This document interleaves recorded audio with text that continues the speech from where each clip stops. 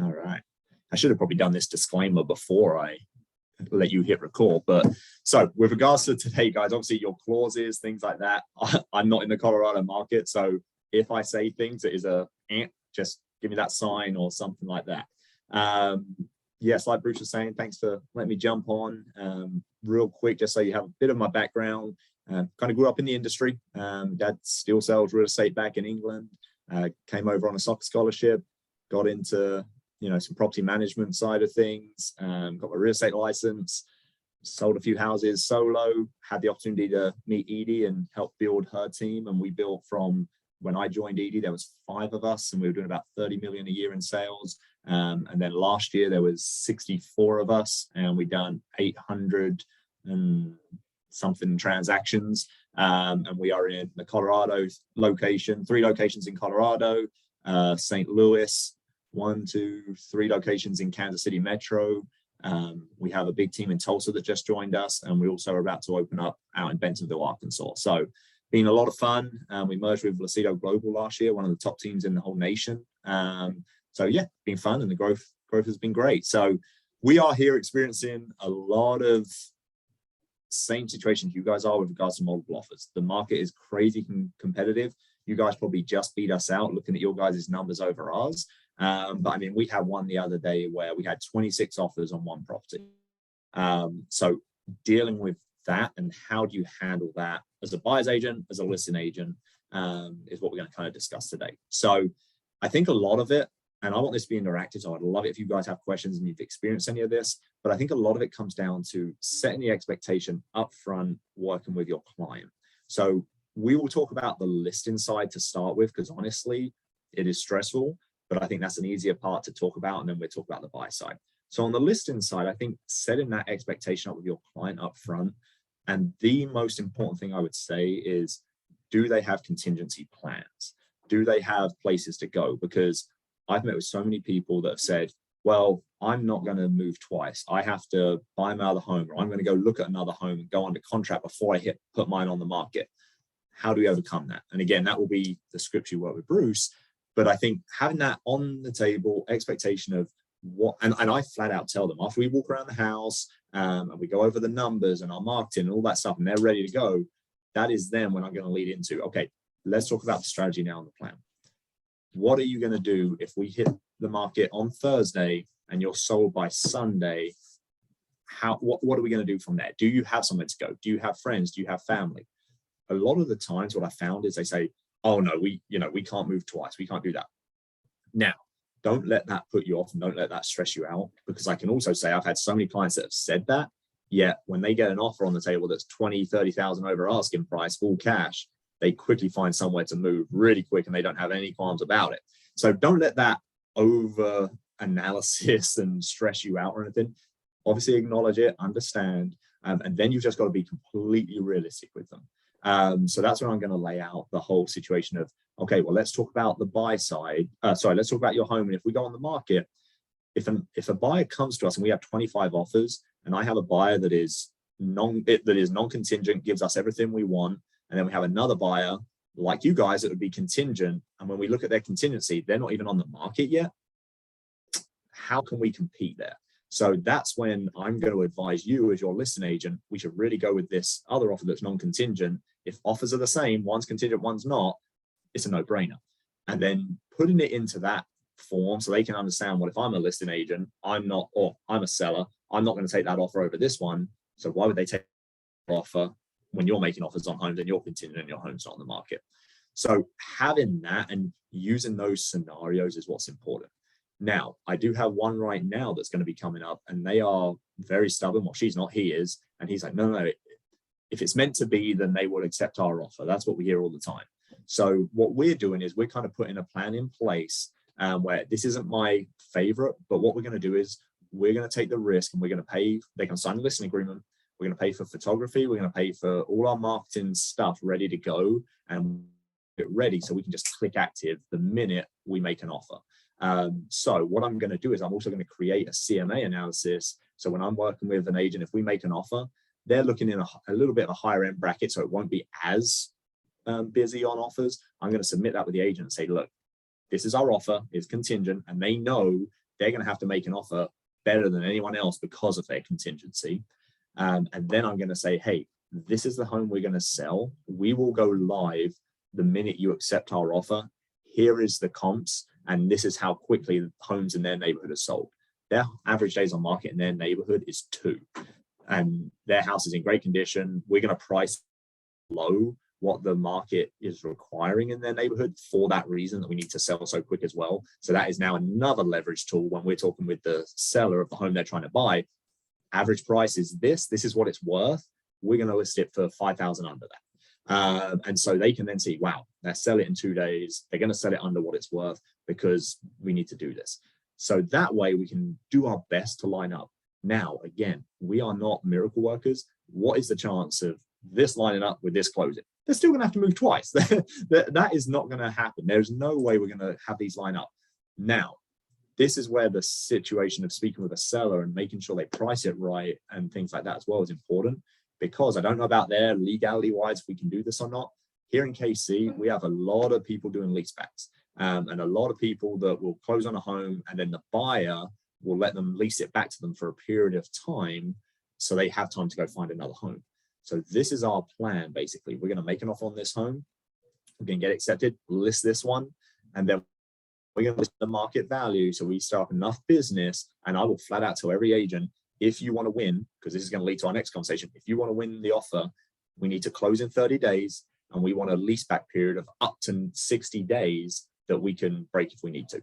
And so if anyone wants our home, they're going to do that. We just had an agent that used that same exact scenario, and it worked amazingly. They only needed the home for about 3 weeks instead of 60 days. But the buyer was more than happy to do that because if they wanted the home so much, and this is what buyers are doing in this market.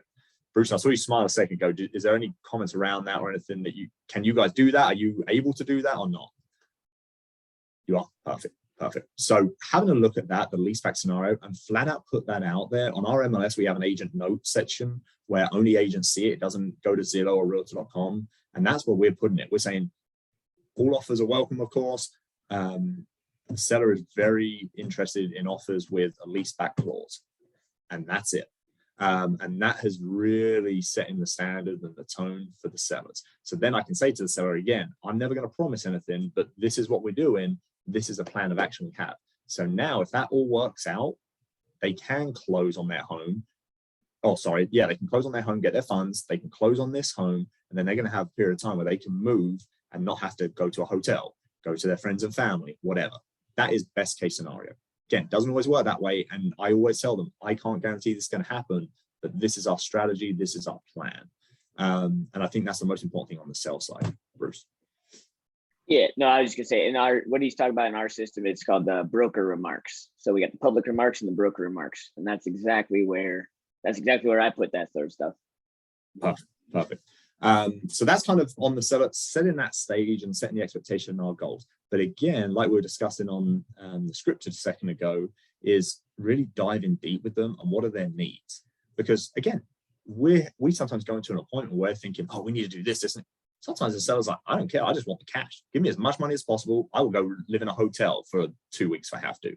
So everyone is so different. Some have dogs, some have kids. So having that expectation up front is the most important. Now, when we go live and we talk about looking at these offers, I've seen agents do it on our team completely different ways. I've seen spreadsheets. I've seen people print everything out, meet them in person, on the phone. So there's a ton of different ways of doing this. What I found that works for me, I'm not someone that wants to waste time. I don't want to drive over to the house and go over everything.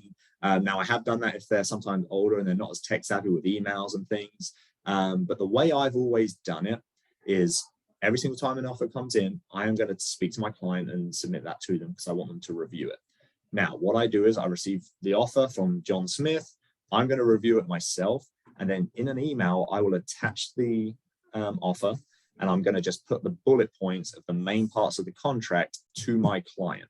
So I'm going to say, hey, this is offer one. Boom, they're offering this. This is a contingency. This is the close date. Are they cash conventional? The main bullet points that you as agents are looking for. And then I'm going to submit that to my client. And then when the next offer comes in, I'm going to do the same thing. Now, if we get multiple offers here in KC, what we do, we then send out a message to everyone where we're going to say best and final due by whenever. I'm sure you do something similar there. So the minute I get 2 offers, I'm going to send out the best and final, unless, of course, my clients want to accept one. Best and final, and let's pretend we're on a Saturday now. Best and final due Sunday at 5 p.m. Then I'm going to set that expectation with my client of 5 p.m. That is our deadline. I'm going to call you on a Zoom or Google Chat. I like to do it Google Chat face-to-face rather than coming over there. And we're just going to go through these together. And then what I'm going to do, all I do is print out my emails to each one. I'm not going to print out the contracts. I'm just going to print out my email to the offers. So let's say I have 10 offers. I'm going to print them out. And then my homework before I meet with them is I'm going through them and I'm kind of starring them and ranking the top 2 or 3. Because again, I don't want to waste my time going through every single offer that they've already looked at. I've already sent them the email on. We all know as agents reasons why some are better than others. So then when I meet, I will touch on every single one. And then I'm going to circle back and say, okay, these are my top 3. Here's why. What are you thinking? What did you read? What do you like? What works for you? Because the reason I can do that and feel comfortable with that is on the front end, I ask them a ton of questions at the listening table. I know their time frame. I know their motivation. I know what they want to do. So I feel comfortable telling them this is why I think it's the top 3. Again, it's not always the price. Sometimes it's conditions. It's whatever the terms are. So when I feel comfortable and I know what their needs and wants are, I can say that. And 9 times out of 10, they're on the same page. They're like, oh, yeah, I think that one that you mentioned, offer 2, is the offer that we want. Now, when they do that, I'm then going to review that offer again in detail. I'm going to say, okay, let's make sure we have everything on the same page. This is the price, conditions. Are you sure this is the perfect offer? They say yes. And then obviously we go from there and move forward.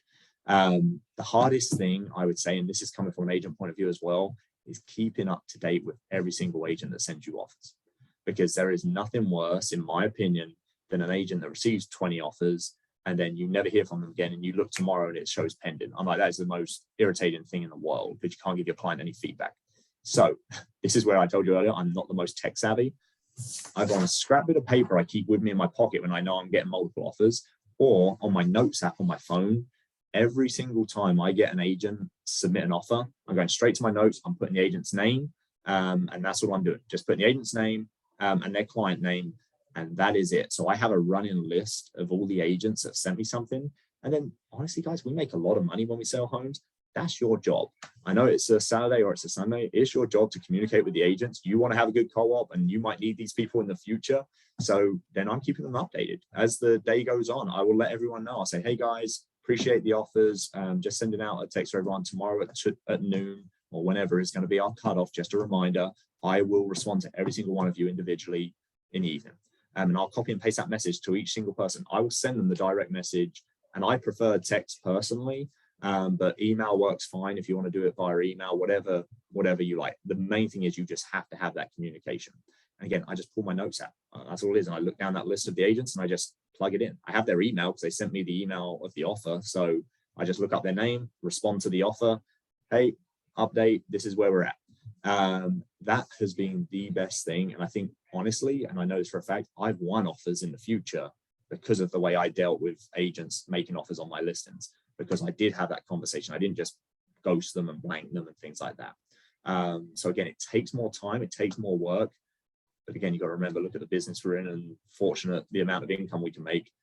We have that time to do that. You know, you can do that. Yes, Bruce. Yeah, I want to pop in. It's so important, you guys. This is our job for one. Like, let's face it, we could cop out of that situation. You got to understand though, the relationship, you're going to run into these agents over and over and over again, especially if they're hot, if they're very heavy agents in the market, right? You're going to run into them over and over and over again. Do you know how many offers I get accepted because I have a relationship with the agent? It's because I have relationships, because I do the same courtesy on both sides. Yeah. So important. And whether it's legal or not, this is kind of a gray area. The amount of deals I hear about before they hit the market because of relationships with agents. And at the end of the day, it's a dog-eat-dog world, and the market we're in, I'm doing what's best for my client. If I know there's a property coming up and the seller wants to tell, or the agent wants to tell me about it, I'm working it. I don't care. I mean, that's on them. That's not on me. I'm doing the best for my client. So I wouldn't have that opportunity if I didn't have the relationship with the agents. And the other thing that it does is give you knowledge, right? 100%. Why didn't our offer get accepted? so that Yep. the next time you're dealing with the buyer or that buyer, you can say, look, one of the things that I found out from the others was X, Y, and Z, whatever that is, right? Yep. So you gain Yep. knowledge by having those kind of conversations as well. And Harry, that's a great point. I was going to lead to that as well, is Sorry. some agents don't respond, and that infuriates me. Like, just give me the cold hard truth. Did our offer suck or what? Like, what was the reason? Or did I just lose out by 10,000? It is what it is. I can take it on the chin. So always, I love it when agents ask me, can you tell me why my offer wasn't accepted? I will tell you all day long, because I want to help you. I want your client. There's nothing worse than your agent being frustrated. And then I like that as well, because like you said, I can go back to my client and I can tell them, hey, this is why. Our clients get frustrated if they don't know. So if you just tell them, well, we lost out on that one, there's probably another offer. How have you helped them there? You need to try and ask. So even if the agent doesn't respond, at least tell your client, hey, I asked the agent, they haven't got back to me yet. Or, hey, I asked the agent and they said we were 10,000 short and they just wanted more earnest money. Well, great. Now your client has that expectation going into the next one. I don't want to lose his house. I need to up it and do this. So it just helps, especially if you have those clients that still for some reason think I'm not going to offer even asking price, or I'm only going to offer asking price. Honestly, I still write that offer. I know it's frustrating and you feel like you're wasting your time.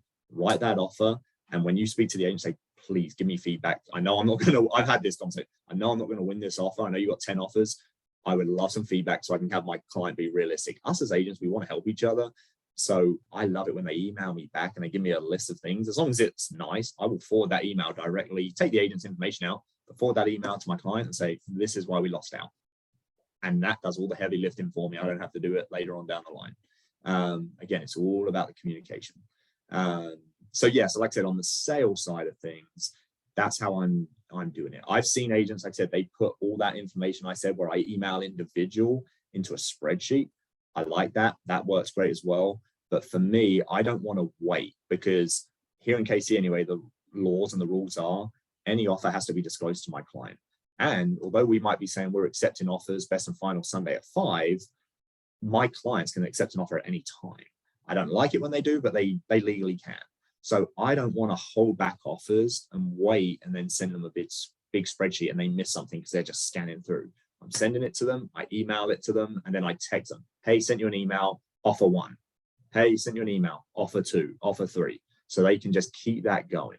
And then, like I said, that's all I need to do with regards to that. And then I pull them up and I just write it down or have it in an email and we go over the main ones. That's kind of how I handle the seller ones. Any questions around that? Any concerns? Any thoughts around it you want to discuss? I do have a question. Yes. And I apologize for my voice. So when you say that you send them the offer and then you send them a text saying that I sent you the offer, do you send them just like the price they're offering, or do you send them the whole offer and they like look through the whole offer like, oh, well, where's the price? What do you do? Yeah. In my email, I will send them the whole contract because I want them to read through that. Do they read through it? Nope, probably not.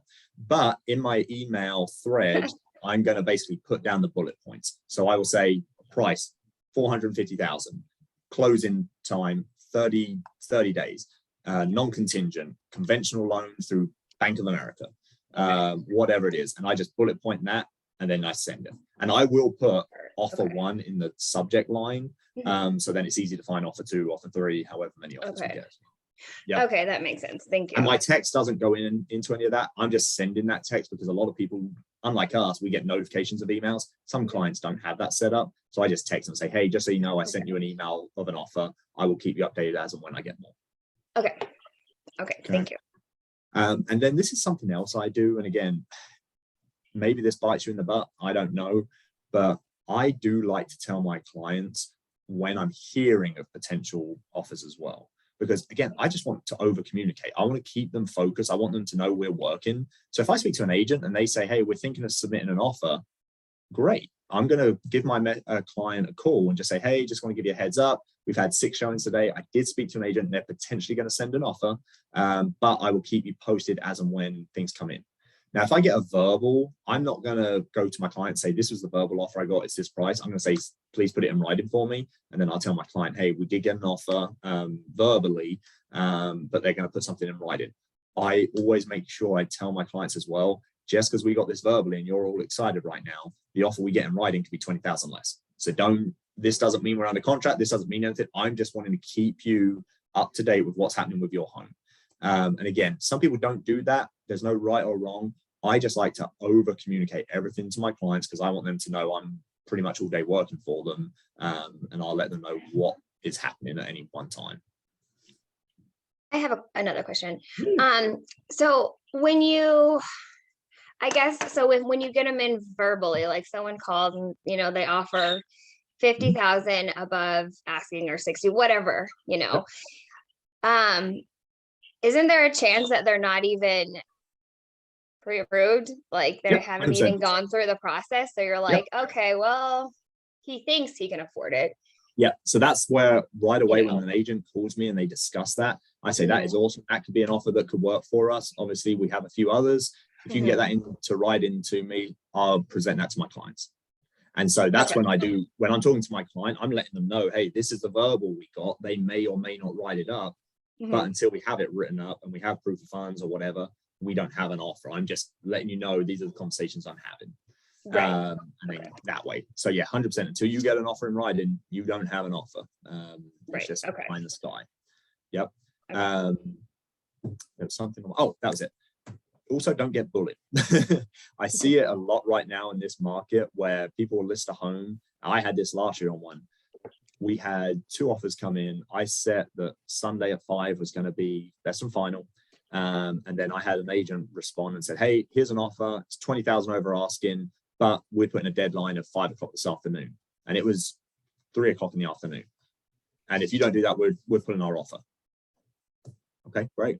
Like, don't freak, don't be bullied. Like, you've got to do what's best for your client. Again, if your client wants to accept, they can. You've also got to remember, I've got 2 other offers here. I'm going to have more, whatever the case is.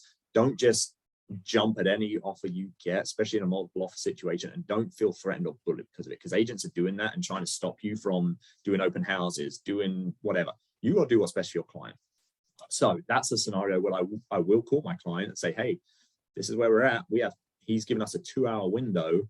You know, is it a good offer? It may be, and they could accept it, but let's have a look at the terms here. And if he's being this aggressive right now and pushing us right now, what's he going to be like at inspections?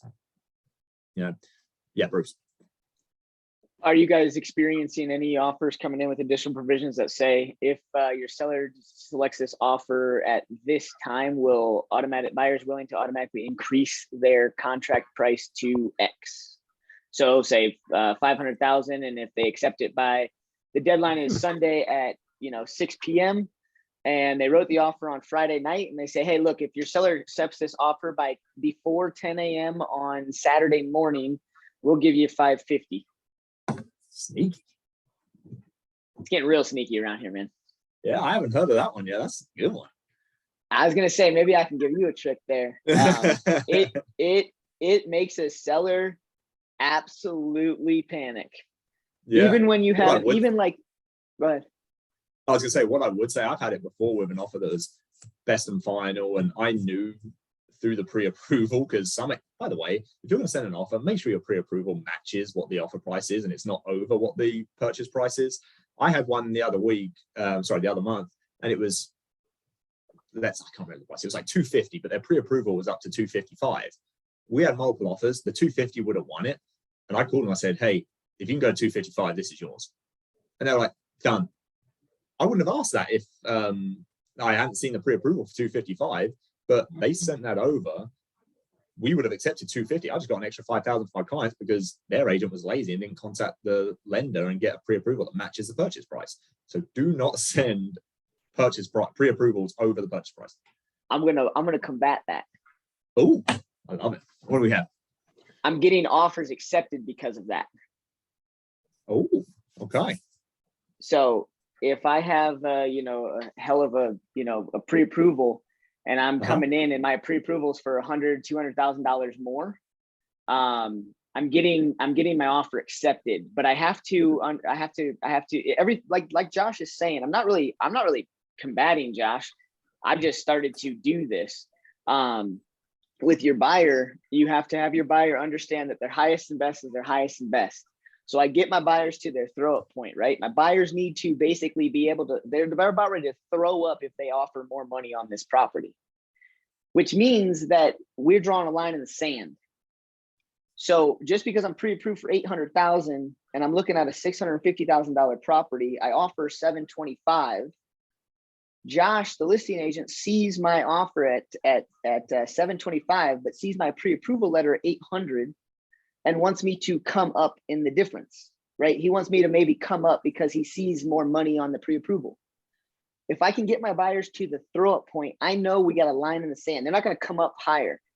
And so me as a buyer's agent, Josh is going to call me and say, hey, look, you know, we got an offer. It's a little higher than what you guys are at. Are you guys willing to do more? I'll say, we're pretty much at our breaking point. I'll gladly go back and talk to the other side. Are you asking us if we can come up because you saw our pre-approval letters up to 800? Because we're willing to pay 800 for an $800,000 house. But this one, they told me 725 is pretty much their cutoff. But let me see if they'll do that. They're really strong buyers, as you can see with the higher pre-approval. I'll go back, talk to my buyers, and like I said, 99% of the time, I get my buyers to that throw up point. They're not going to budge. So I talk to my buyers. You guys never, ever, ever, ever state what your buyers or sellers have said on a previous day. Just because my buyers last night told me 725 was the max throw up point, this and that, you cannot be the agent that gets on the phone with the listing agent and goes, they're not going to come up. You never ask them. Because now circumstances have changed. Call listing agent. Hey, Josh, what's going on? Blah, blah, blah, blah, blah. We figure all this stuff out. Hey, Mr. and Mrs. Buyer. All right. It looks like we're pretty in the running. I don't know exactly where things are at. It sounds like we're pretty close. It might be number one or number two. But they're calling us, which is a good sign, to ask us if we're willing to come up in any dollars. Now, I know yesterday we got to our throw up point. And so I respect it if you stand your ground and understand that if we lose this house, we're going to go out and see some more houses, and I'm happy to do so. If you have second thoughts from last night to today, now knowing that we're in the running, do you want to adjust your offer at all? Most of the time they say no. And then I call the other agent back and say, hey, look, you know, like I said, you know, I know they're well qualified buyers, but for this property, this is the max that they're willing to do. But as you can see from our pre-approval letter, they're super well qualified. I've gotten the damn offer a couple of times now because that pre-approval letter gave the seller a sense of security. We're that much better qualified. So I'm with you in a different market where we're not, if it's 26 offers, I'm going to try that tactic if they're pre-approved for more than that. Sometimes they're just not pre-approved for more than that. If I'm competing against maybe one or two, then yes, I'm going to probably do what Josh is saying. I'm looking at maybe just sending in a pre-approval letter just for that dollar amount. Because if it's only one or two offers, then it's really just going to be the offers going against each other. It's really not going to depend upon the pre-approval price. Well, I would say there's not many buyers agents that would be that smart and savvy on it. And that's what you have to understand. Sure. Yeah. They just send the $800,000 pre-approval and don't have any conversations with the buyer or the agent. Yes. Yeah. And what I would say on the sell side, if I'm representing the seller and Bruce is doing this with his clients, I would have that conversation with the seller of, let's try and squeeze an extra $5,000 out of them. But am I good if they don't to move forward with their offer, because we're going to accept it anyway? Yep. And they always say, yep, free reign, go for it, get me a few thousand. If not, we're moving forward anyway. Great. Yep. So you got to, like I said, it's over communication on buy side, sell side. If you can over communicate and you know where you stand, you're good. And don't lose a deal by doing it. Don't force it. Don't push it. Don't act like you're on HGTV and you're on these $1 million listing shows and you're like, oh, I'm getting another 10, 20 grand. No, like at the end of the day, and you got a buyer that wants to buy, a seller that wants to sell, make it happen. You don't need to fight each other and act like you're the big man on campus at the real estate commission. You're good. Okay.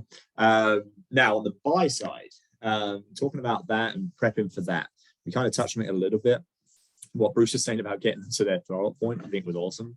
You need to know where their threshold is. And again, it comes down to setting that standard when you're doing the buyer consultation with them. That's why they're so important to do. Don't be the agent that just, they call in on a sign or something, you go and show them houses and write them an offer. When I've done that, because I've done that, those are the hardest transactions to do because they don't know where they stand. They don't know the process. You can talk them through the process in a home and things like that, but it's not the same. Getting them a buyer consultation, whether it's at a coffee shop, in the office, whenever I do that, they go the most smoothest transactions I can have, because they know about the inspection period, they know about appraisals and issues, and I can have the conversation of what is it you need in a home.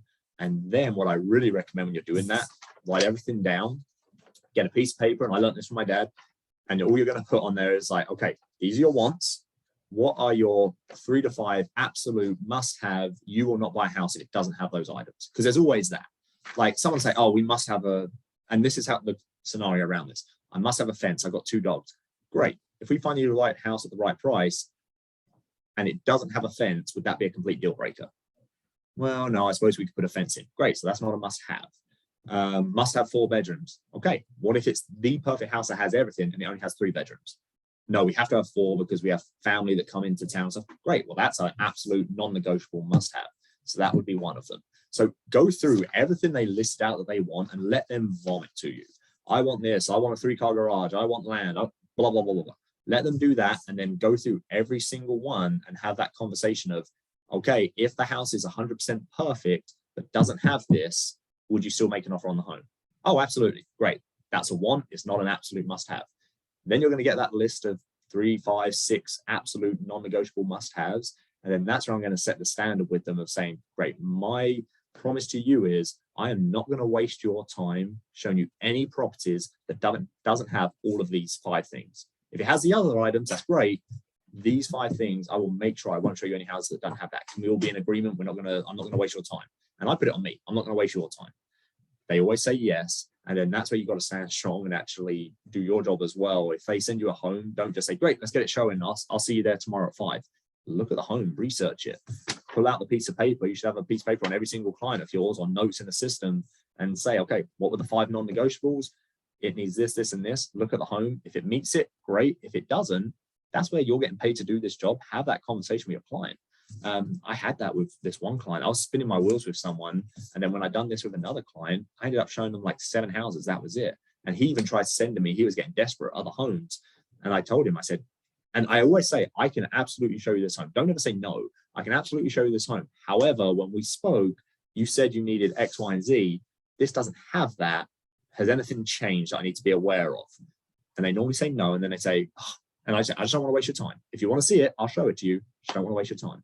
And then they normally come to the realization they were just being desperate. And then they say no. And then you've just saved yourself an hour or 2 of driving out there, showing the home, driving home, being away from your kids, your family, that sort of stuff. So doing that exercise is so simple, so easy. And then you just got to hold them accountable to it. Don't be nervous, because what we can do as new agents sometimes is I will go and run and show you everything because I need a deal. I need the income. Well, that's great. But if you've shown 50 houses, that commission you're going to make, your dollar per hour was minimal. You don't need it. I mean, you should have your dollar per hour really high. So think of it as dollar per hour. Don't ever think of it as units, volume, whatever. Think about your dollar per hour. And I recommend on some transactions, try and keep an idea. I had an agent on our team. She done a listing. She said that she made about $450 an hour, and because she put in about 6 hours work. She said, I could never make that money anywhere else. And she had 0 expenses because the team took care of it. So for her, she was living the good life. She got away from, oh, it's this commission or this deal. No, she made 400 something an hour. Good luck trying to find that anywhere else.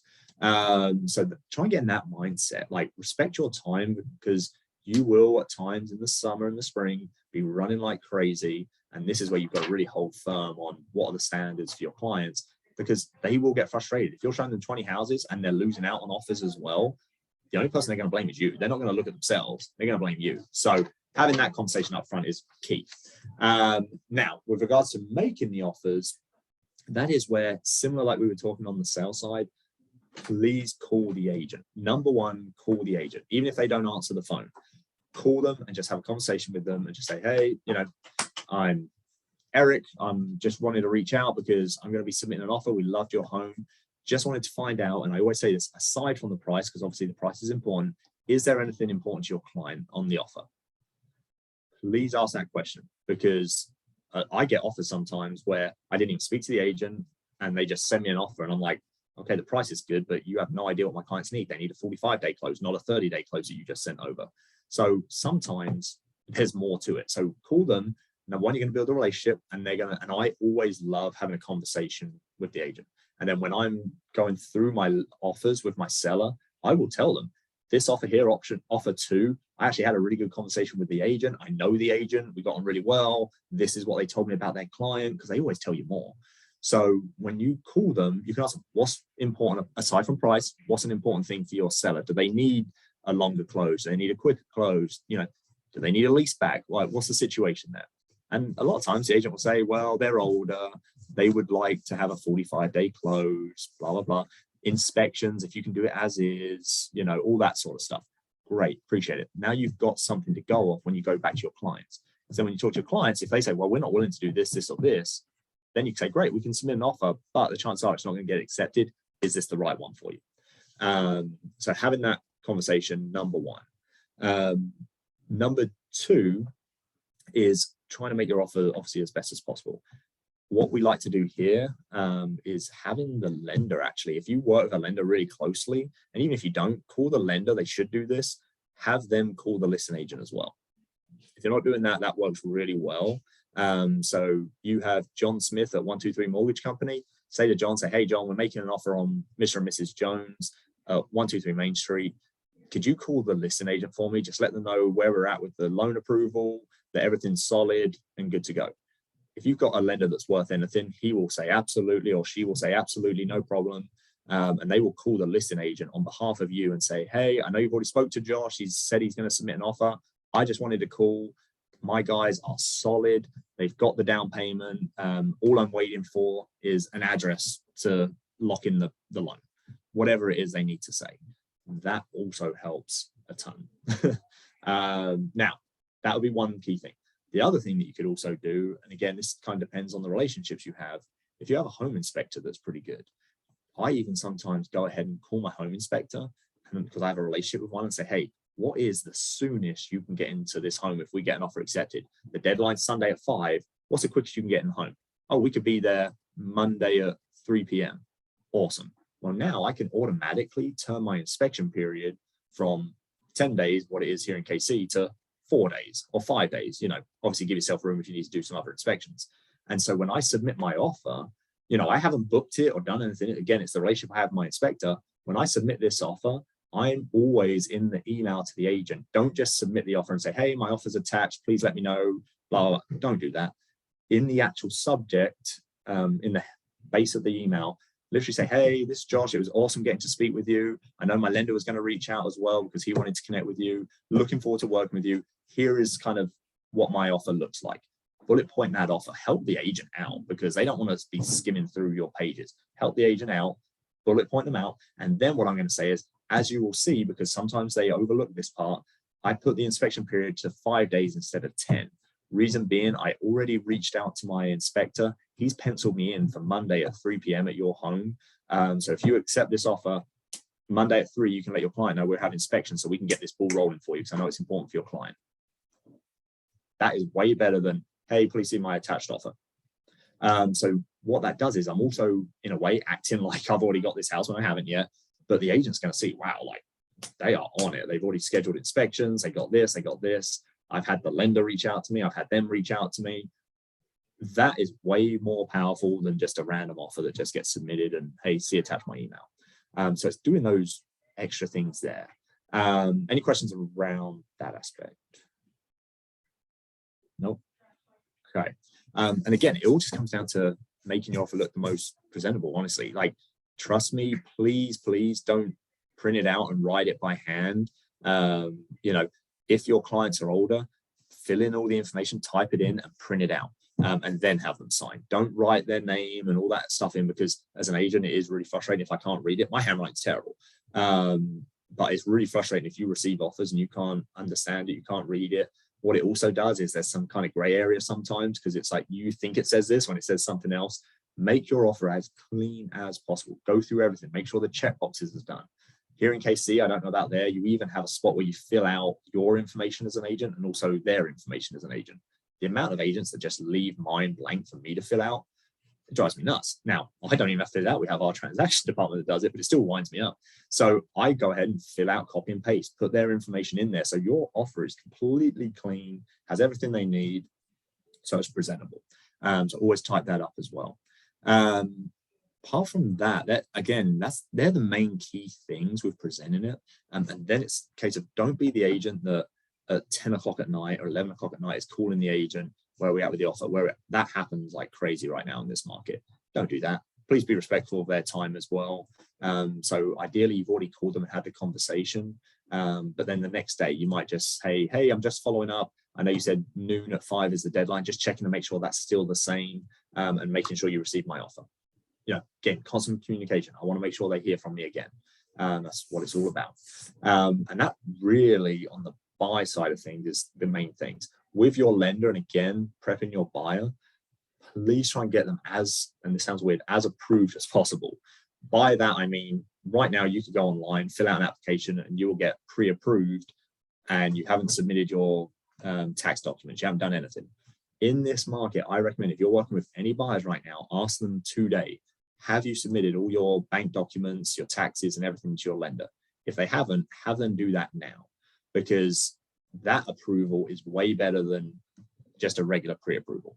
So then when your lender calls, he can say, I've reviewed their tax documents, I have their bank statements, all we need is an address, as opposed to, yeah, we're pre-approved up to this, but I haven't received their tax documents yet. That could throw things south as well. So have that conversation with clients, get that all done now. Brady, I've heard of people getting their offer accepted even though it was lower because they did everything you said, plus still got the document uploaded on the MLS. 100%. Yep. Again, you want to make it as easy as possible for the other agent. Again, in this market, it is a seller's market. Don't try and be the agent that's trying to rough up the seller's agent. You're trying to get a deal for your clients. At the end of the day, if your clients love that house and they're willing to pay X, let's get this deal done. Don't try and nickel and dime everyone, because it's not going to work well for you. Your clients would be way more happier if they spent a few thousand extra and got the house they wanted than losing out because you tried to save them $1,000. So definitely do what's best for them on that aspect. Anyone else heard of any other things or anything different with regards to making their offer look more appealing? Like I said, the lender side of thing is big, but the inspection side of thing is something that isn't done enough, and that does really help. So if you don't have an inspector that you use, build a relationship with one, a good enough relationship that you can call them and say, when can you pencil me in for, we could be under contract on a home. And then you can use that to your advantage as well. Okay. One recommendation, if you're accepting offers as a listing agent, going back to that, and they're going to make up the difference of appraisal gap. Let's say they're going to say, hey, I'll cover 10,000 of appraisal. Don't just take them for their word, ask for proof of funds for that. So you might have a pre-approval for 600,000, but if they say we're going to cover 10,000 appraisal gap or 20,000, that's awesome. Can you send over a can you send over proof of funds of that gap as well, please? Because you don't want to get to the situation where they don't have those funds. Oh, we were going to borrow it and now they can't borrow it. So make sure you do that. And again, on the buy side, if you're doing that, have that ahead of time when you submit your offer. Here we go. Here's the proof of funds that we have that appraisal gap as well. Okay. What else? What other questions, guys? Anything in general around making offers? Anything you've seen? Any other comments? That was a great comment from Brady there. Anything else? No. Awesome. I don't know what time your class runs. I know it looks like Bruce may have run off, or he's hiding behind his screen, one or the other. I'll let him know. Oh yeah, Harry. It goes till the class ends. So if you feel like we can open it up for some questions, that would be great. Do it. Yeah.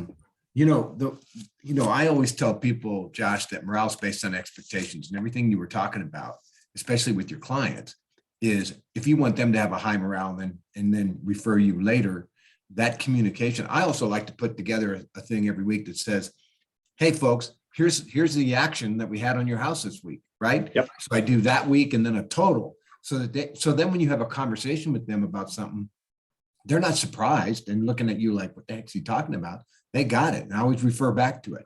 I said, the email when we talked about X, Y, and Z, well, that just makes it that much clear for them, right? I'm going to also give you guys a sneak preview of something. There's an app, if you don't use it, called Slydial. It is a great app. It's free.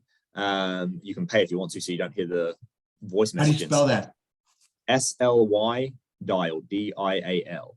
And what it does is you can put in a number or one of your contacts and it dials their phone and it drops straight to their voicemail. Now, don't do this every week because then it gets very obvious what you're doing. But if you've ever had a missed call and you never heard your phone ring, but then you have a voicemail, they slide dialed you. So basically you can drop a voicemail and all I'm saying is, oh, hey, John, sorry I missed you. Just want to give you an update from the weekend. We had 20 people for your open house, blah, blah, blah, blah. It's a great way to leave them a voice message instead of a text. But again, you've got to vary it. So the next week, maybe send them a text. The week after, maybe email. Maybe it's a phone call. Make sure you have a phone call. You've got to talk to them. But that's sometimes if you're busy, but you need to give an update, that is a great app that you can just plug it and go as well. And that's also with agents. If you're trying to give agents updates, if you don't want to get stuck on the phone with them, send them a quick slide up. Hey, just heads up, this is where we're at. So I would definitely recommend that one. This isn't obviously a time management class, but working with buyers, something that works really well is on a Monday, I recommend, if you're working with 4 buyers, reach out to every single one of them and say, hey, I'm planning out my week. This market is obviously kind of crazy. What days and times are you available this week if a home hits the market? And then that way you can kind of protect your schedule. So let's say you have John that says, I'm available Wednesday from 2 to 5. Great, put it on your calendar, possibly show John houses. And then you have Jan that says, well, I'm available Wednesday from 3 to 4. Great, put that in there. And then that way, just block out your whole week with possibly showing so-and-so with a question mark. And then that way, you now know when they're available. As opposed to on a Wednesday, they call you and say, hey, I want to see this house today at 5 and it's 4 o'clock and you're just about to pick your kids up from school. You're already knowing, your week's already planned out. And then that day, if there's no homes available, you can make a call and say, or a text, hey, John, I was taking a look today. We haven't seen anything. Nothing new hit the market. Have you seen anything? If not, I know you said you was available 3 to 5 today. It doesn't sound like we're going to be available. Or it doesn't sound like we're going to have any homes to see. And then you can delete it off your calendar.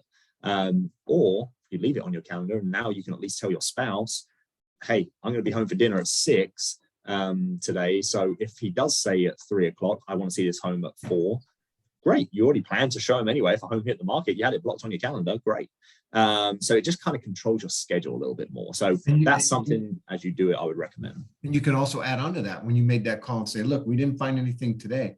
Saturday, I have from 2 to 3 open. If something comes up between then and today and then, we can go look at it. Because there's nothing worse, and you all know this, you get that phone call, somebody wants to go see it, and you had other plans, right? And guess what? If it was something with your family, you are irritated as hell to go out to that house, even though you're gonna go do it, you're not a happy camper, and they're gonna see that in your voice, in your mannerism, and you want to hurry it up, right? And so they're thinking, well, I wonder why he's in such a hurry. Well, you just interrupted my day, right? So, 100%. Yeah, it really does protect your calendar and it really works well. And like I said, you can then plan your family stuff around it because again, it's, you got to remember you're starting off in this business. And I tell every agent, whether they join our team or they're solo, your first year in your business sucks. Like it's rough. Like you'll have ups, you'll have downs, you're like this. I mean, it is rough. But if you get through your first year and you actually work, the amount of agents that have left the business I'm friends with still, and they always say, I just didn't put enough time and work in. Like it sounded great, I just didn't work. So I've never seen an agent fail that make 20 contacts a week and they do two open houses a weekend, one Saturday, one Sunday. When I started, again, you got to do what's best for your family. If you got kids, I get it. When I started, it was just me and my wife, so we didn't have kids. I was doing open houses every Saturday, every Sunday, and I was doing 20 contacts a week. And I was calling FISBOs, whatever I needed to do. Now I don't have to do that. It's great. But at the time I had to because I didn't have a database. I'm not from here, so I didn't have my friends to call really. But if you put that time in and that first year and just get through that, everything else is good. And if you don't make it, it's tough after the first year. And if you keep your calendar and your calendar gets switched a little bit, keep that calendar. So when you're building your next year, you can go back and say, what have I learned that I'm going to have to do differently in my next year so that I'm that much more successful and that I'm not, I always tell people time is money, right? I mean, it's where you're going. So how do you build that time so that you make as much money as possible? That's where you can, and talking about open houses, how many, look, if Josh's house is for sale and you have an open house, how bad do you think he wants to know how well that open house went? He wants to know. So the longer you wait, I always tell people within an hour and a half, if you have to stay there and bring your computer and give them an update, or call them, that's what you should do, because that's what they want. Yep. Even if it wasn't good and you had nobody, hey, listen, it was a bad day today. It could have been the snow, it could have been this, it could have been that, but they want to know that. Yep. Right. And I tell people, if you don't have business right now, open houses business, because it's just my opinion. And I took a Chris Suarez class on open house, how he built his business. I'm sitting at my market center right now. I would bet $1 million I'm not going to get one client that walks in off the street and walks into my office. There's all these agents in my building right now. No one's going to walk in my office, hey, my house, can you be my agent? It won't happen. Why not reach out to agents in your market center? If they have homes that are vacant or new construction or whatever, why not go spend 4 hours on a Wednesday at that home? Because you can take your hotspot, do whatever you need to do on your phone. The emails you're going to send, or the Facebooking you're going to do, or the phone calls you're going to do, you could sit at a vacant home and you might get that stay-at-home mom, stay-at-home dad, whatever, walk by the house. It's 4 hours. Why not spend the 4 hours at the open house as opposed to the office where you're just going to talk to agents and feel like we work today because and you'd be surprised at how many new builders will allow you to do an open house for them. Yeah. If they have homes available, I've done open houses for DR Horton. They were more than willing to let me do one because I was going to promote it, and they were okay with that. So, those are other opportunities besides just and I always tell people, call their, I don't care, call their groups, call the group, call Remax. If they have a home, go do the open house. Yeah. And you know what else that does, Josh? Because there's more to it than just that open house. If in fact you go knock on doors and do all those things, you're now doing some of the other stuff you wanted to do that week, which is to get people into your database, contact and talk to people. So you're able to do more things all built around your open house.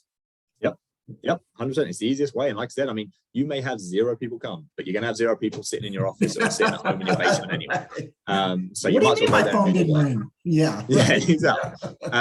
So yeah, definitely. And also looking, as you build relationships with agents in your market center, if you see a home that went under contract in one day, I guarantee the agent's not doing anything with that most of the time. So ask the agent, say, hey, do you mind, how many offers did you get?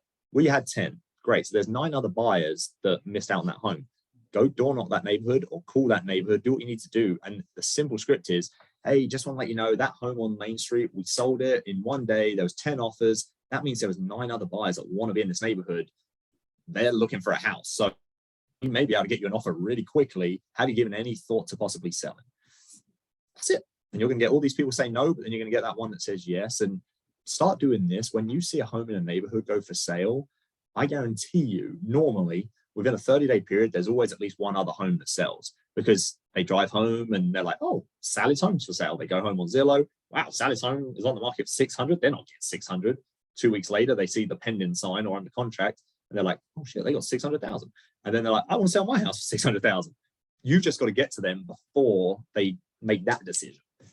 So if you see that, door knock, it's great. Yeah, and Josh, and I'd love to have your opinion on a couple of things, but one is, if you did an open house every other week, which is 26, and you only got 2 deals out of that 26, which is going to be what? Let's say $20,000, right? Do the math on the hours that you spent.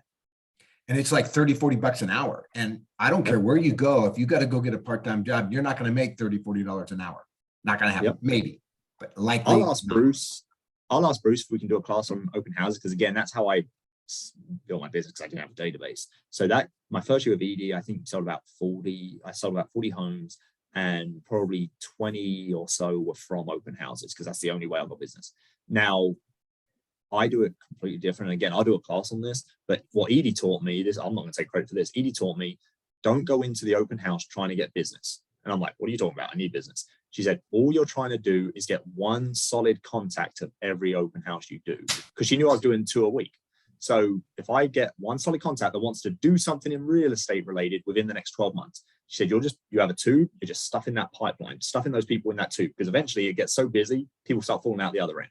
So if I do 2 open houses a week, 2, 4, 6, 8 solid contacts a month, I just need 1, and you're going to get more than that. But let's say my goal is 1, 8 a month. You're now at 96 contacts, solid contacts in the year.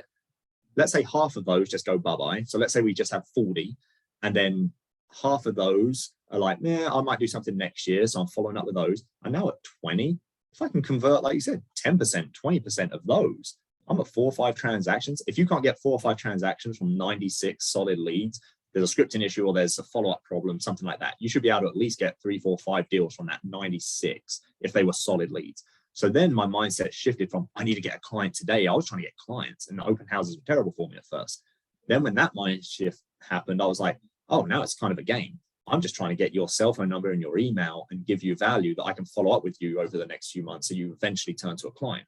And that was a big game changer. And he builds his database. Mm-hmm. Right? Yep. One of the whole goals of lead generation is to build your database for future business, right? Yep. Because what did he say? Well, I don't do that anymore. I've kind of changed, right? Because he built that business, and that now allows him to do that. The other thing is, Josh, I'd love to have your opinion on, because I have opinion on this, but so you have an open house and 5 people came through. Mm-hmm. When do you say to yourself, I got to call those 5 people back? Oh, I messaged them like that afternoon. So the way I'm doing mine is I don't take any paper with me. I have one seller's disclosure, which is rolled up in my back pocket. And then I have the screenshot of a flyer that I made on Canva. Well, I used to make on Canva. Now we have a marketing department, but I have a screenshot on my phone. And then I have my laptop. And part of what I do is the homework. I pull comparable homes in the area for sale in that school district, because chances are the people that walk in that open house aren't going to buy that open house. So I want to be knowledgeable of the other 3 or 4 homes available.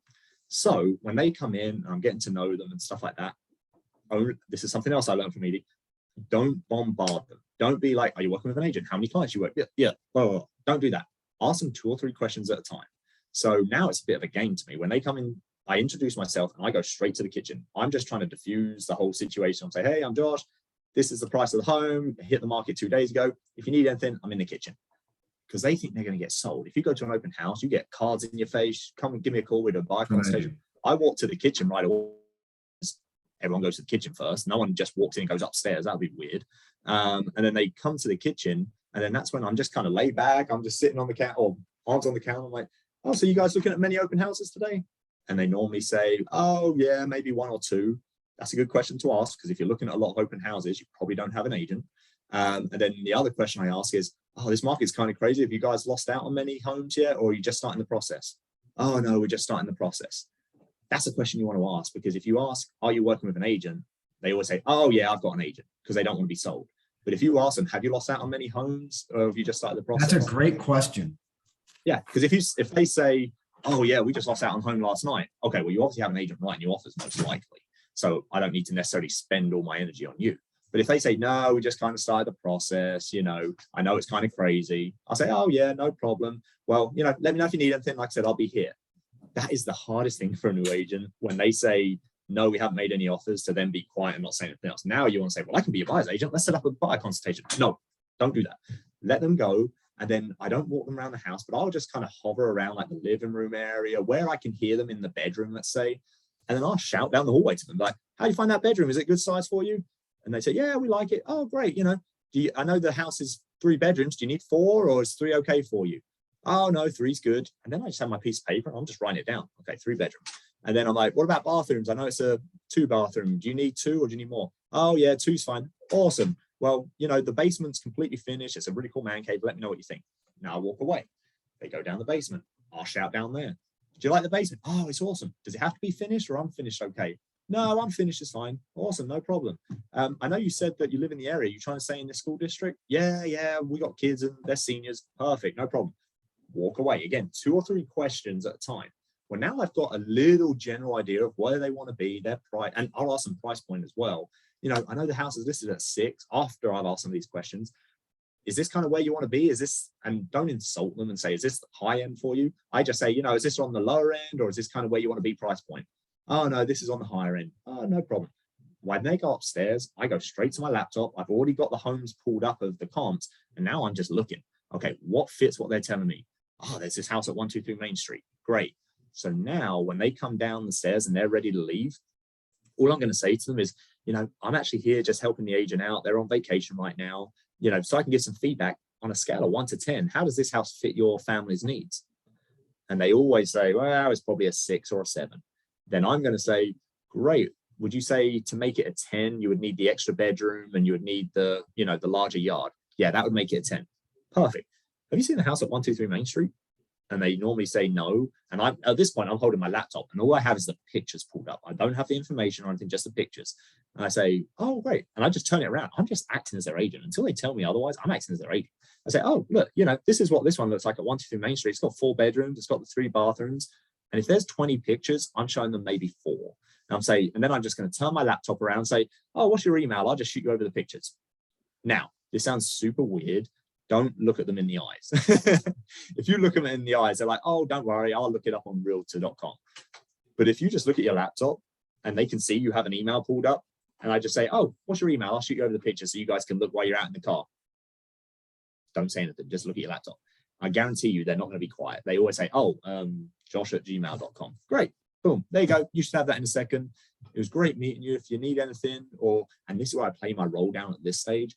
If you just need a door opener and you want to see this home, just let me know. I can get you into the home and open the door for you, take a look. Oh, Josh, that's awesome. Thanks so much. Appreciate it. Yada, yada. Let them go. Now, when they've gone, that's where the follow-up kicks in. I'm now going to do more of a search on my laptop.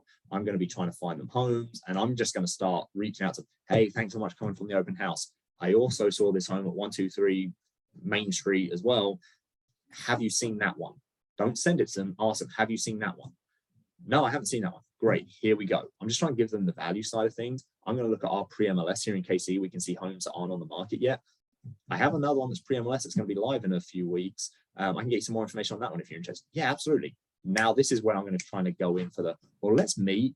I might be able to find you some other properties, find you some other things. Why don't we meet and do a buyer consultation, really get your needs and wants at the coffee shop. Maybe we can meet at 9 o'clock if we're going to see this house tomorrow at 10, and I can get to know some of your wants and needs. Yeah, Josh, no problem. Sounds good. That's how I'm doing it. I just need one of those every open house. That's my goal. One of those every open house. So that's kind of roughly in a nutshell, real quick on some of the stuff. It's funny that you say that, because I have found, because when I first started, God, I was right at the door and had my business card and talking and doing all, and I found that people would not standoffish, but I can't think of another word. But then I don't know, one day I just thought, I'm just going to walk away. And it was amazing how many of them would come in and ask me a question. What's the school districts? Yep. Oh, good question. And then what's this? And then, so I learned to have better conversations by just sort of backing up versus playing that salesman kind of role. Yeah. And I could be wrong, but it works. It was better for me. And that's what I was going to say, Harry. I think that worked great for you, and my personality, it works great. I mean, there's so many different ways. I've seen sign-in sheets. I've seen iPads. I've seen people with clipboards, questionnaires, and they've got business from doing that. So you have to do what's good for you. That's right. I mean, tell people, I remember like my office mate, I went to an open house with him one time, and he just rips out a piece of paper and was like, oh, can you write down your name and number so I can let the client know who was here? Yeah, Jesse, no problem. They write it all down and stuff, and they're acting as buddies. And I'm like, how the hell? When I tried that, I got mickeymouse@gmail.com. Well, he built a good relationship with them. Yeah, and so I think it has to fit your personality, right? Yep. What works for, and I tell people that in coaching, it's, what works for you? What makes you feel comfortable? What, and then build on that, make that your style, right? And inevitably, I tell people what somebody else does, take the biggest tricks from it and then apply it for yourself. Don't try to be them, because the minute you try to be Josh, you will fail, because Josh is Josh, right? And so the accent may have helped a little bit as well. I don't know. But that's the thing. You got to do what's comfortable for you, and don't just do 2 or 3 and didn't get any business and go, well, this sucks. Doesn't work. No, please try it for at least, honestly, I like 60 days, but at least do 30, 45 days. Do at least 10 open houses the same way before you say it doesn't work. And then if it doesn't work, try something else. I get it. But give it more than just 2 or 3 opportunities. And, and I always tell people, shadow some people so that you can pick up tips, right? What did you like that somebody did? I mean, and then you write that down. And when you go home, you build that into how you're going to conduct your open houses, right? Yeah. Yep. Honestly, real estate's easy. We just make it hard. Yeah. So any questions for Josh? Come on. I can't imagine there's not a question out there. This is not a shy group. Chad, no questions? When you, there we go. Okay, somebody go ahead, Candace. sorry, when you are setting up that follow-up meeting you talked about, is that when you're bringing out your contract for exclusive buyer's agent, or are you that is. Okay. That's what I was Yep. thinking, but I wanted to make sure like that's going to come into play at some point, but not Yeah, now necessarily I right might- off the bat. Yeah, I might get slapped by a broker, and maybe Harry will slap me for this as well. When I meet with them, I want to set up that consultation, and I will go through everything. Now, get them excited first. Don't go over the buyer consultation right away. I want to talk about their wants and needs, why they want to move. I want to show them properties on my laptop. Then I'm going to bring out the paper and say, hey, legally we have to do all of this aspect. What this can work for you, in a nutshell. I go into more detail. This means I can work for you. I'm more than happy because I want you to make sure that you trust me and I can trust you and we all work happily. Today, let's go look at these homes. I'm going to give you a printout of this so you can review it in your own time. I'll go over the key things. But next time we show houses, my broker will kill me if I don't have this, because legally I can't really send you disclosures. I can't talk about comparable. I can't do anything but open doors for you. And that's not the service I want to provide. So next time we meet, we'll sign it. But right now, I just let you go and we go look at these couple of houses. And then that, I've never had a problem with anyone signing it later on. And I just remind them, I'll bring it. Next time they want to see a house, I say, great, just a reminder, I'm going to bring that buyer's agency. When we're at the dining room table, we can just quickly sign that so I can submit that to my broker. And they say, yeah, sounds good, Josh. And I've never had anyone say no.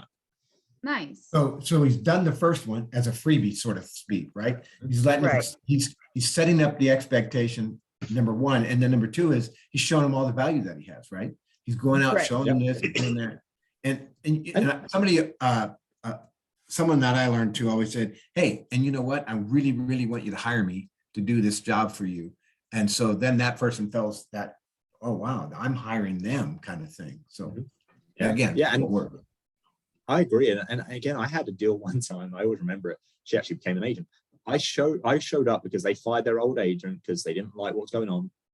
I show up and there's mom, they're a younger couple, mom, dad, grandma, the whole family's there. And I'm pull up and I'm like, oh shit, this is gonna be a nightmare. And I walk in there and I have that same spiel with them. And the mum and dad literally said to me, they said, the only reason we're here today is because I didn't want them to sign anything. And you're awesome. You're taking care of them. And I appreciate you saying that. That's all we wanted to hear. And I'm like, yeah, next week we have to, if we go see another home, we obviously have to sign it. But yeah, what happens if we left today and we didn't get on? I don't want to make you sign. I don't want to work with someone I don't want to work with. And I want you to work with someone you don't want to work with. And they were like, Right. perfect. Never saw the mum and dad again until the closing table. But they were there for that. If I would have made them sign that day, they never would have seen them again. Yep. Good job. Yep. Okay, And so good question, Eric. I present the brokerage disclosure right there at the table. I will give them that as well. That's completely different. That's just given, yes, everybody remember that. It's not a contract. You're not obligated to them when you do the disclosure. So I have a question, Present it another before you bring question. in. Oh, sorry. on. Go ahead, Eric. go ahead, Candace. Go ahead and ask that and then we'll go to Eric. Sorry, Fair I enough? just had a follow-up question. When you're doing this, have you ever had any clients that want to sign right away? They don't want to wait to sign the disclosure? Or B, have you had any clients that on the first showing are like, I want to make an offer on house A or house B, and then you have to start working on paperwork right away? How often does that type of thing happen? Yeah, no, I would say the first one, it's happened a few times. I mean, it doesn't happen as much. Most people are like, yeah, let's just sign it later on. We don't care. And I'm not worried about it. But I've had people be like, should we just sign this now and get it done? I'm like, oh, yeah, if you feel comfortable with it, I'm more than happy to do it. Don't talk yourself out of it. Absolutely. Here we go. Let's sign it. And then the other one, yeah, I've had that a bunch of times, honestly, where we've done that. And in this market more so. And then it's a case of, I will explain everything. Like I said, we've had this conversation walking around the home in a Starbucks or whatever.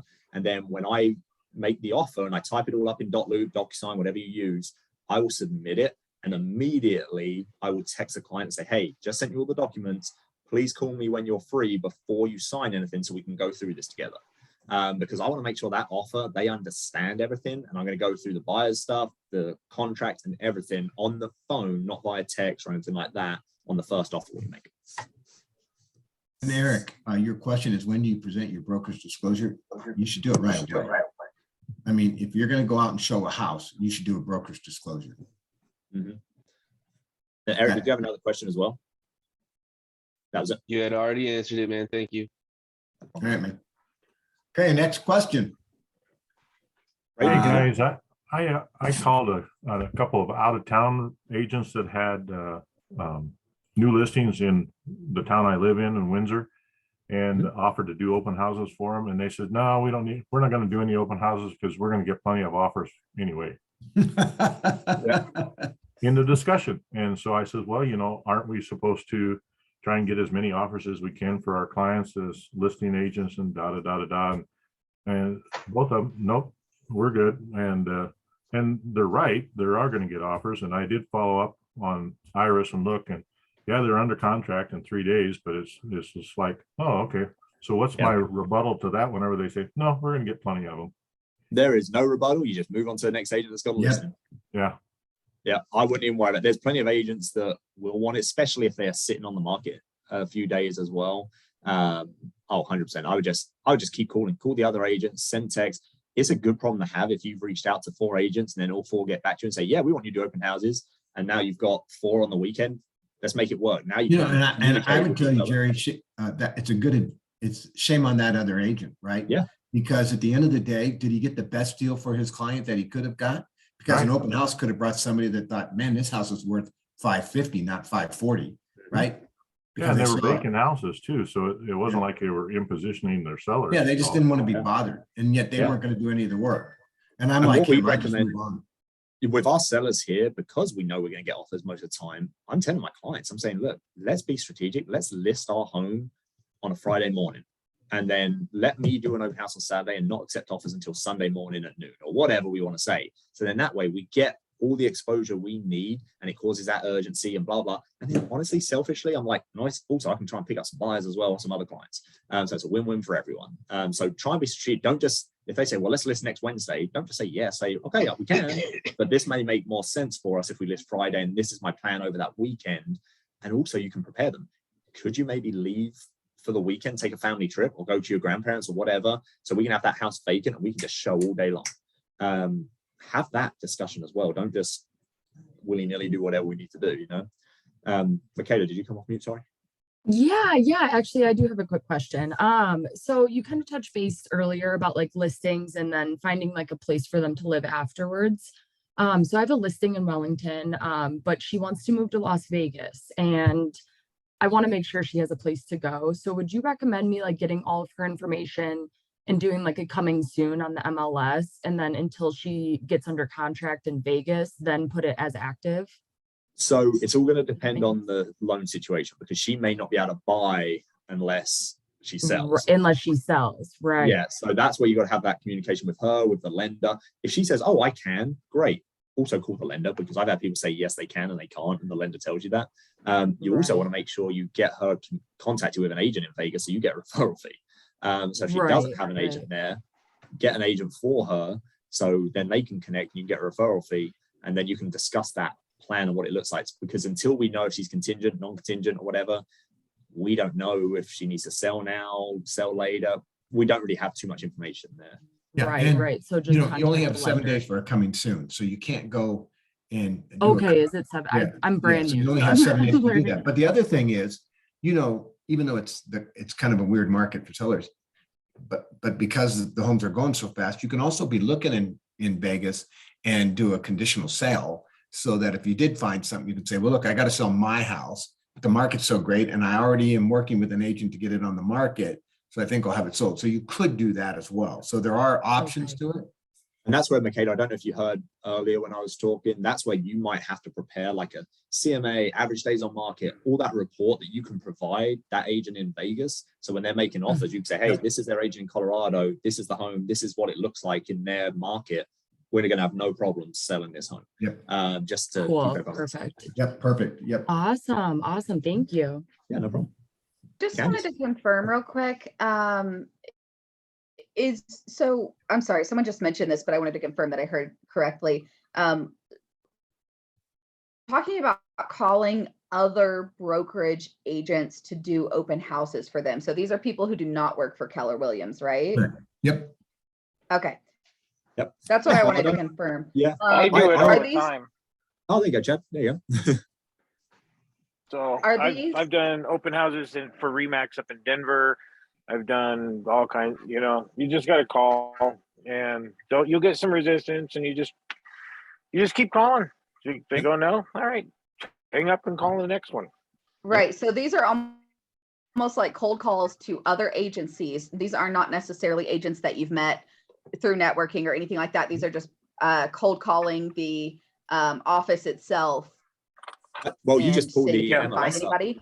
Yeah, pull the Yeah. MLS up the listing and call the direct agent. Call them direct. And Iris, Call the agent. sometimes, Okay. Candace, you can go into Iris and there'll be messages and there'll be agents from other brokerage firms that are putting down, need somebody for an open house. I mean, I've done them for Coldwell Banker, Remax. Yeah. I don't know Nice. what it's like there. We actually done an open house. It was one of our team listings, but it was a condo downtown KC. And we done a lunchtime open house. Oh, the amount of people we had on a lunch break coming up and down. I had one guy upstairs. I was down at the elevator, bringing them up and down. We probably had about 15 people come through, and it was a lunchtime on like a Wednesday or Thursday. So Nice. look at that market as well. There's great ways to do it. Open houses is great. Natalie, did you unmute and then? So I did, but you guys answered my question because I was gonna say, do you pull up the MLS? But then you guys said that, so. No problem. And Josh is right. It doesn't have to be Saturday and Sunday. I know Chad's done other days. I say, do them and then keep your notes and say, wow, man, Thursdays are a great day to do a lunch one. Yeah. I'm going to start calling people up and saying, hey, I could do a Thursday lunch for you guys. And if that's successful, fantastic. I love that idea. We had so we've had some where on a Friday night is also good. You do like 4 to 6 twilight open house, we call them. And again, you don't have to spend money, but I've seen some agents do it where they'll go to get some crappy white wine, red wine. Obviously you got to ask the client if they're okay with that. And then have some like cheese board or whatever. And they're just doing 4 to 6 or 4 to 7 on a Friday night. And then you're getting all those people going out on a date night or whatever, that they're driving home from work. And they're like, oh, let's go walk in there down the street as we're walking the dogs. Let's go take a look or whatever in the neighborhood. And they come in, they get a plastic cup for their wine, they walk around and they leave. Again, just outside the box. I mean, it's better than sitting in your office. And if you're going to do 3 or 4 hours in the evening, well, guess what? Don't go to work in the morning on Friday. Erase and replace. Just take the morning off on Friday and then work the evening. You don't have to work all day. But yeah, different ways to do it for sure. Okay. Any other questions? Going once, going twice. Sold. Thank you, guys. All right, Josh, thank you very, very much. Much appreciated. Yeah.